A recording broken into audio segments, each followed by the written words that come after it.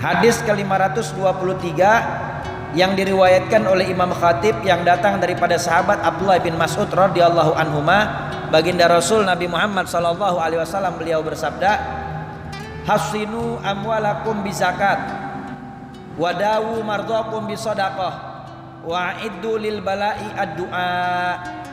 Kata baginda Rasul Nabi Muhammad sallallahu alaihi wasallam, jagalah harta kalian dengan mengeluarkan zakat. Maka jangan pernah nunda-nunda bayar zakat. Apakah itu zakat hewan ternak?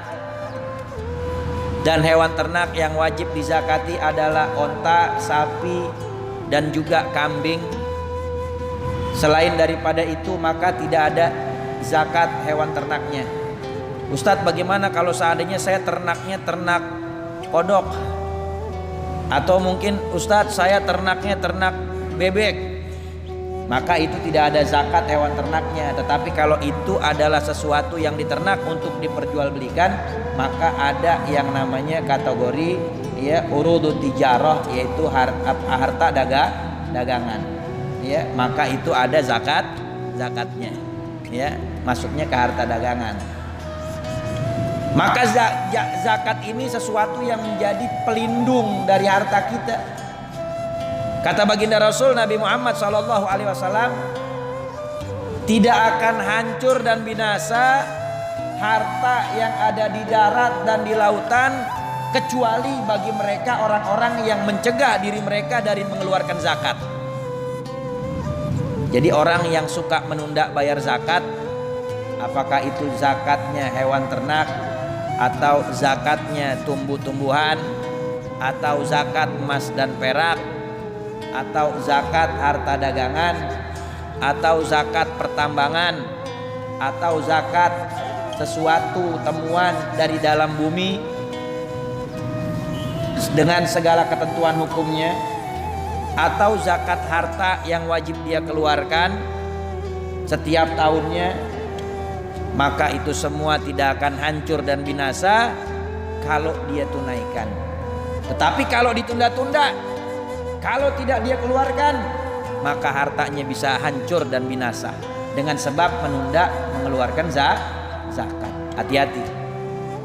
Kata Allah di dalam Al-Quran, sayutawwaquna ma bakhilu bihi yaumal qiyamah. Orang-orang yang suka menunda zakat, tidak mau mengeluarkan zakat, maka itu harta yang tidak dia keluarkan akan dikalungkan nanti di lehernya pada saat dia bangkit dari kuburnya. Ada yang berjalan dari kuburnya dalam keadaan berjalannya itu dengan wajahnya, karena semua hartanya dikalungin di lehernya, keberatan. Akhirnya muka nyeret di jalanan, hancurlah dia punya daging dan kulit habis. Waliyadzubillah. Maka jangan suka nunda-nunda bayar zakat. Keluarin kalau udah waktunya. Kalau udah sampai kepada batasan haul dan nisabnya, keluarkan zakatnya. Jangan kita tunda-tunda, apalagi kita mau menipu Allah Subhanahu wa taala. Ketika sudah sampai kepada nisabnya, lalu kemudian sesuatu itu yang wajib dizakati seperti emas atau perak dijual sebelum masuk haulnya. Hati-hati, tandanya menipu Allah Subhanahu wa taala. Ya. Makanya kita mesti tunaikan zakat. Karena kata Nabi Muhammad sallallahu alaihi wasallam, hasinu amwalakum bizakat. Jagalah harta kalian dengan mengeluarkan zakat. Harta kita bakal dijaga sama Allah Subhanahu wa taala kalau kita bayar zakat. Wadawu mardokum bisedekah. Dan obatilah penyakit kalian dengan bersedekah sunnah. Tentunya setelah kita ikhtiar secara zahir datang ke rumah sakit atau ke dokter berobat. Ikhtiar secara batinnya dengan bersedekah, maka itu menjadi penyembuh dari penyakit kita. Nabi yang bilang, dawu mardokum bisedekah, obati penyakit kalian dengan sedekah. Dulu ada salah seorang di antara para tabi'in, pengikut sahabat baginda Rasul Nabi Muhammad SAW.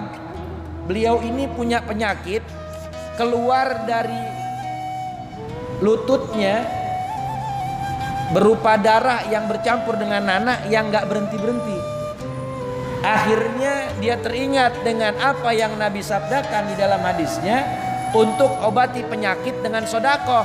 Akhirnya dia bangun satu tempat yang mana tempat itu diperuntukkan untuk minum orang banyak.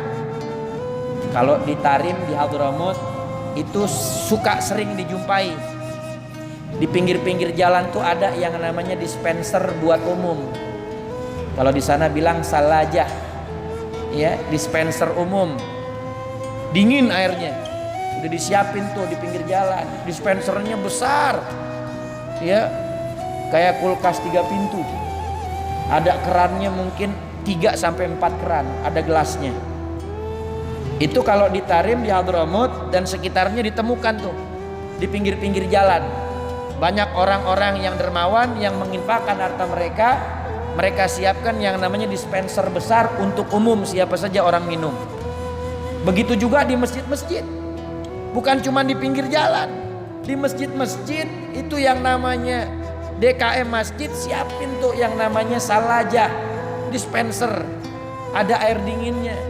Jadi orang yang datang dari perjalanan jauh masuk ke masjid, dia mau sholat atau dia mau beribadah, dia kecapean bisa ambil minum di situ. Paling afdolnya sedekah kata Nabi Muhammad, sakyul ma, ngasih minum orang yang kehausan.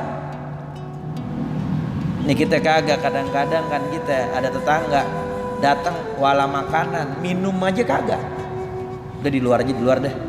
Lu kalau datang kemari kerjaannya numpang minum kopi doang lu kemari. Iya, udah kagak modal, makanan di rumah dihabisin, pulang dibungkus juga. Ya Allah, jangan. Iya, ada salah seorang sahabat Nabi namanya sahabat Sa'id ibn Ubadah. Ibunya meninggal dunia. Dia datang kepada Rasulullah, ya Rasulullah, ibu saya meninggal dunia. Afa atasaddaqu anha, apakah boleh saya bersedekah buat ibu saya yang sudah meninggal dunia? Kata Nabi, boleh. Sedekah apa yang paling afdal ya Rasulullah, yang saya sedekahkan untuk pahalanya buat ibu saya yang sudah meninggal dunia? Kata Nabi Muhammad, sakyul ma, kasih minum orang yang kehausan.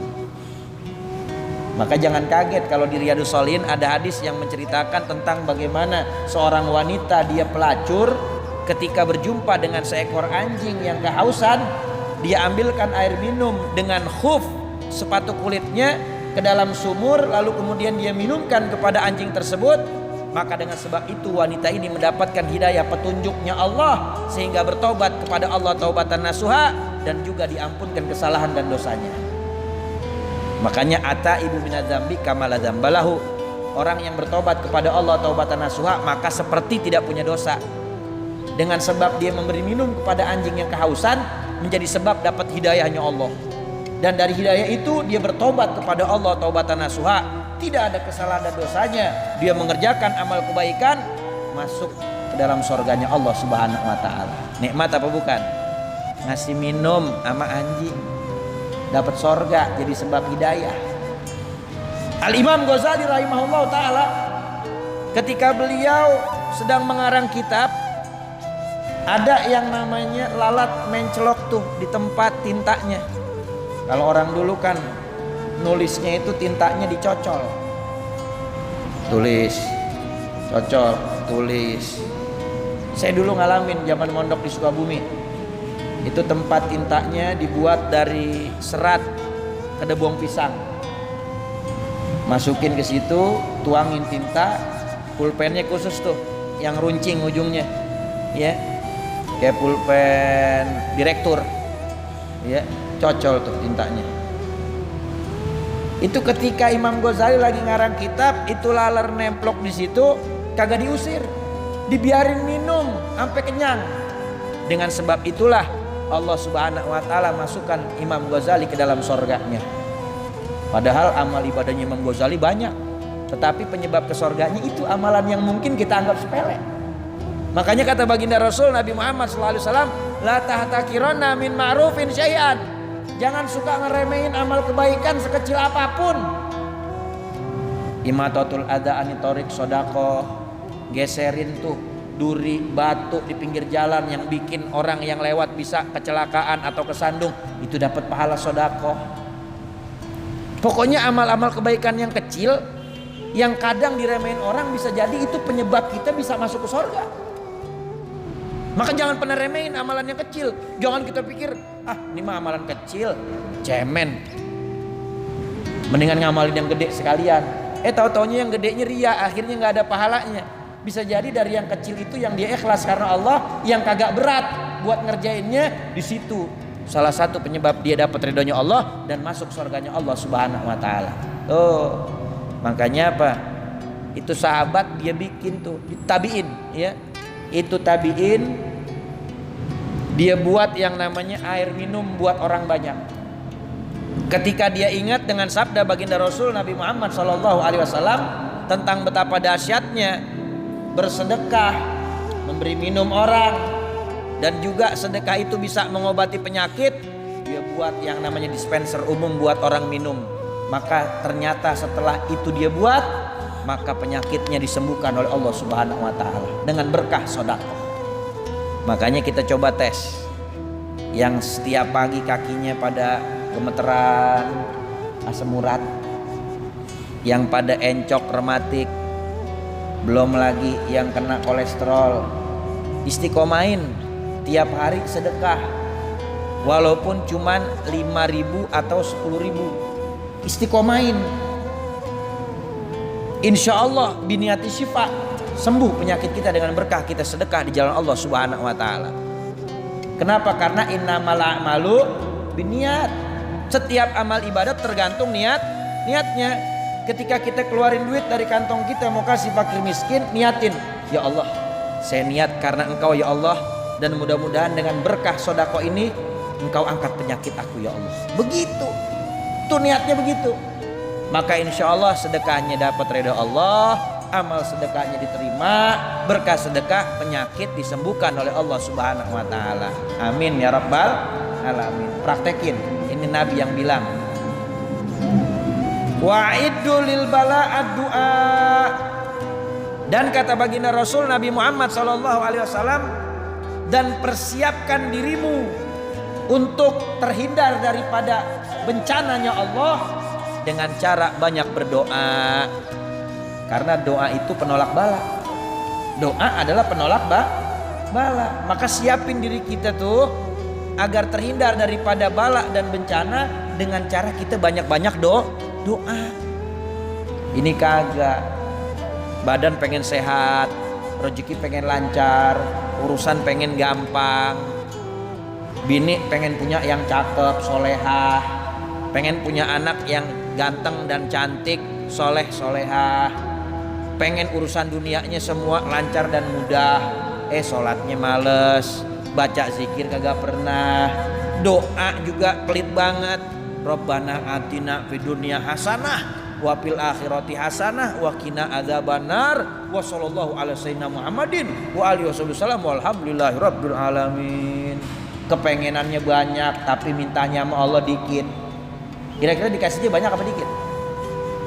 Pemberian itu sesuai dengan kadar mintanya. Al-ata' minallah bigadri masal. Pemberian dari Allah Subhanahu wa taala itu tergantung kadar orang yang mintanya.